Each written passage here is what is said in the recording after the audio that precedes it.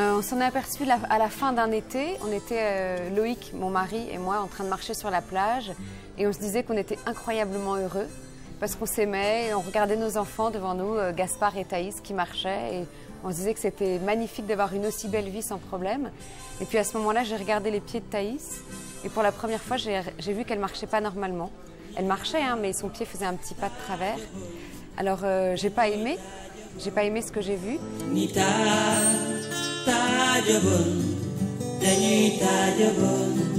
Du coup, je suis allée chez un premier docteur, puis un deuxième, puis un troisième. Et le jour de son anniversaire, le jour de ses 2 ans, le docteur nous a dit que ce n'était pas un problème de pied, en fait. C'était le premier signe d'une maladie dégénérative très grave, qui a un nom barbare, un nom difficile, une leucodystrophie métachromatique, et qui lui restait que peu de temps à vivre. Alors c'est comme un tsunami dans une vie. Nous qui nous disions si heureux, tout d'un coup on a vu tout notre bonheur par terre et puis on s'est remis debout et on a décidé de vivre cette vie-là.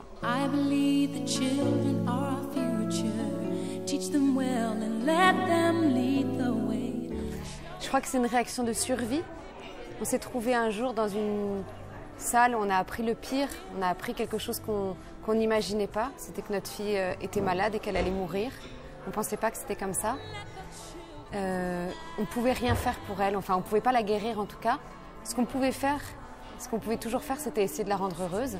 Même si sa vie ne durait pas longtemps, essayer de la rendre heureuse. Donc cette décision, je crois qu'elle est venue comme un cri d'amour. Pour moi, ajouter de la vie au jour de ma fille, ça a été ma déclaration d'amour pour ma fille. On l'a fait pendant 1 an 3 quarts, le temps qui lui est resté à vivre. Et je crois qu'on a réussi à ajouter de la vie tous les jours, juste un jour après l'autre, mais tous les jours.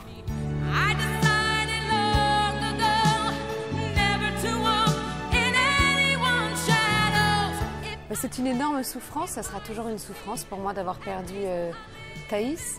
En fait, j'essaye de ne pas vivre dans la perte. Thaïs, elle a vécu 3 ans, 3 quarts, pas tout à fait 4 ans. J'essaye de me dire que c'était sa vie entière. Et même si je pleure encore presque tous les jours parce que ma fille me manque, je ne peux pas m'empêcher de me dire que même si elle n'a pas eu une grande vie, elle a vécu toute sa vie entière. Et je reste dans ce souvenir-là d'une vie entière qui a été courte.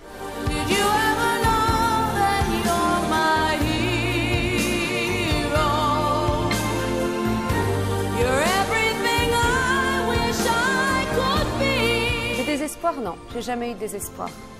Parce que je croyais en la vie de ma fille, j'avais ma fille mais tous les jours j'en ai eu marre, tous les jours j'ai eu envie d'arrêter, tous les jours j'ai trouvé ça difficile. Alors quand j'avais envie, je m'asseyais, j'arrêtais tout et ensuite je recommençais parce que Thaïs était là, parce que je l'aimais et parce que j'avais envie de vivre avec elle la vie qu'elle avait à vivre. Donc j'ai continué.